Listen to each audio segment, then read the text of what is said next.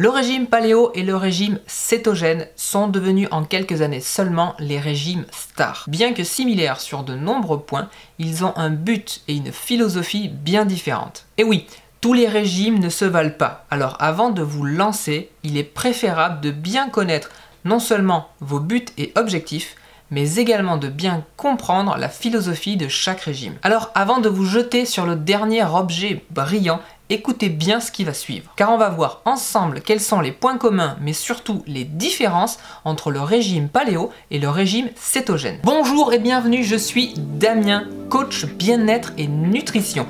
Depuis 2017, j'aide les personnes comme vous à améliorer leur santé ou à perdre du poids grâce à l'alimentation paléo. Merci de soutenir la chaîne en vous abonnant et en laissant un gros pouce en l'air juste en dessous de la vidéo. En plus de me faire énormément plaisir, ça aide la chaîne à se développer et ça nous permet de toujours vous proposer plus de contenu exclusif spécialement pour vous. Merci encore de faire partie de l'aventure avec nous et maintenant c'est parti. Alors le paléo et le cétogène sont deux régimes dits low carb.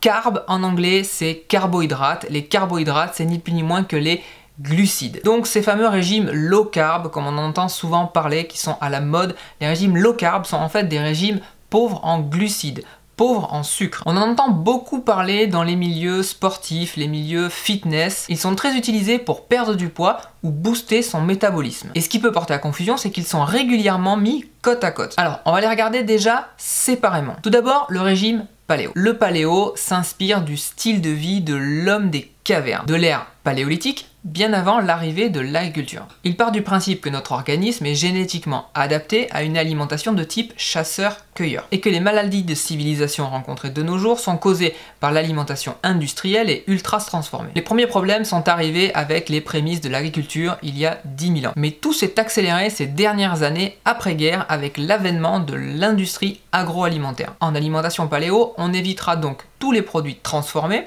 tous les produits industriels et on se focalisera sur une alimentation qui est plutôt brute et naturelle. Viande, poisson, légumes, fruits, des bonnes graisses brutes et naturelles telles que l'huile de coco ou l'huile d'olive. Les seuls sucres qui seront autorisés seront eux aussi naturels comme le sirop d'érable ou le miel. Seront exclus de notre alimentation tous les produits laitiers et les laitages. Au revoir le lait de vache et ses hormones de croissance. Enfin, on fera également l'impasse sur les céréales et les légumineuses qui ont la fâcheuse tendance à irriter nos intestins et qui sont bourrés d'antinutriments. Mais le régime paléo ne s'arrête pas à l'alimentation.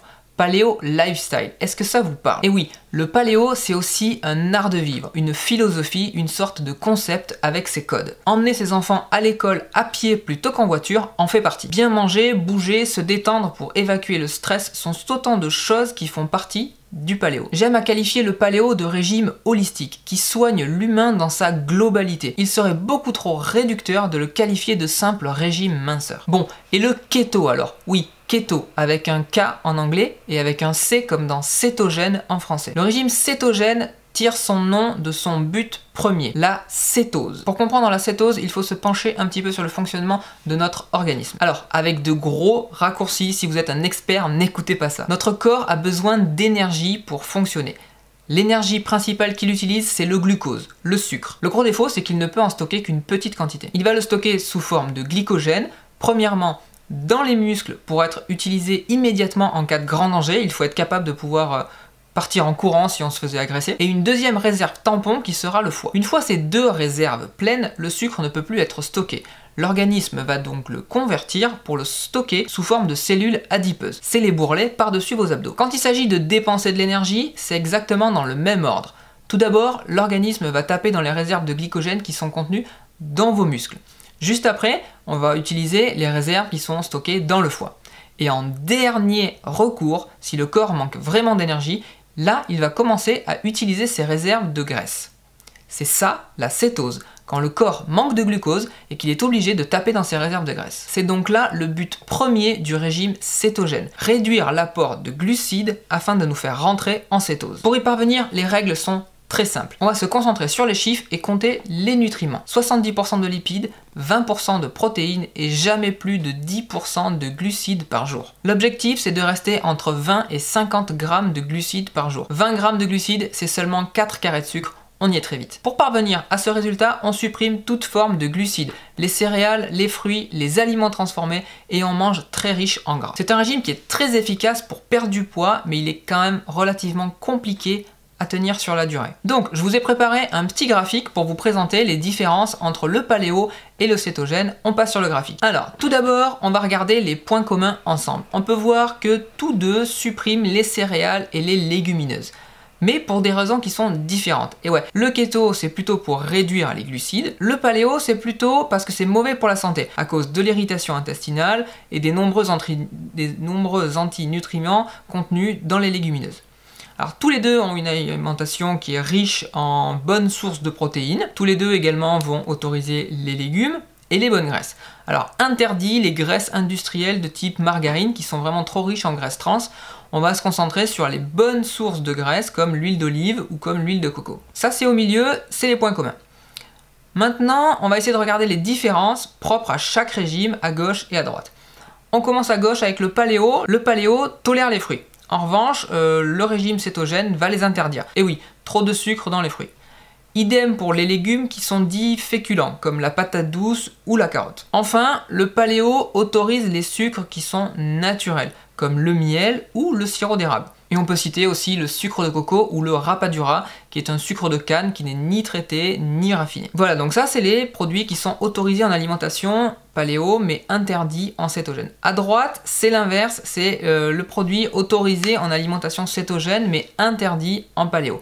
Alors côté cétogène, on va consommer pas mal de produits laitiers. Produits laitiers qui sont interdits en alimentation paléo à cause des nombreux problèmes de santé que peut poser entre autres le lactose. Sur ce tableau, on peut voir les différences principales entre le régime cétogène et le régime paléo d'un point de vue aliment. Mais comme je le disais au début, les différences vont au-delà de l'alimentation.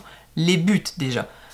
Le régime cétogène a vraiment un objectif de perte de masse grasse. Il est parfait pour sécher, mais compliqué à tenir dans la durée. On va se concentrer vraiment sur le sucre. Le sucre est notre ennemi, on veut éliminer les glucides pour rentrer dans cet état de cétose. Qu'importe le reste, le principal c'est de se focaliser sur la restriction glucidique, qu'importe la qualité des aliments éventuellement consommés à côté. Le paléo, c'est tout l'inverse. En plus d'être une philosophie et un état d'esprit, il se base sur la qualité de l'alimentation et moins sur la quantité. Il sera de mon point de vue un petit peu plus facile à adopter que le régime cétogène car il est un peu plus permissif. Il est très efficace également sur la perte de poids, mais il faut quand même rappeler que ce n'est pas son objectif principal. La perte de poids n'est qu'un bonus. Et oui, l'intérêt principal de l'alimentation paléo, c'est une amélioration du bien-être général, pas juste un chiffre sur la balance. Alors, paléo ou keto, mon choix se porte évidemment sur l'alimentation paléo. Mais c'est à vous de faire votre choix. Et si vous voulez tenter l'aventure paléo à mes côtés, j'ai une formation gratuite qui vous attend juste en dessous. Le lien est dans la description. Il vous suffit de vous inscrire et vous recevez gratuitement chaque jour dans votre boîte mail un module de la formation qui vous présente l'alimentation paléo. Voilà, il ne vous reste plus qu'à vous abonner à la chaîne si ce n'est pas encore fait, de cliquer sur le pouce et de me laisser un petit pouce en l'air. Et on se dit à la prochaine. Ciao ciao!